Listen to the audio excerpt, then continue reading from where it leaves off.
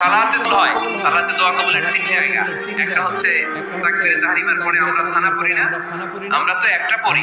আল্লাহর হাবিব সুন্নাহ এবং নফল নামাজে আরো পড়তেন সানা, ওই দোয়া কবুল হয়। দুই নম্বর জায়গা সালাতের সিজদায় পড়ে দোয়া করলে কবুল হয়।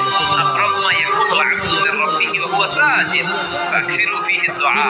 বান্দা যখন সিজদায় লুটিয়ে পড়ে বান্দা আল্লাহর সবচেয়ে কাছে চলে যায়। কিন্তু বিশ্বনবী বলেন সিজদাটা তোমার রবের কুদরতি পায়ের উপরে পড়েছে। সিজদায় পড়ে দোয়া করো। সালাম ফিরানোর আগে বিশ্বনবী দোয়া করতেন, লা ইউসাল্লিমান্না আহাদুকুম হাত্তা ইয়াতাআওয়াযা মিন আরবা। হাবিব বললেন চার জিনিস থেকে পানাহ না আছে আমার উম্মত যেন সালাম না ফিরায়।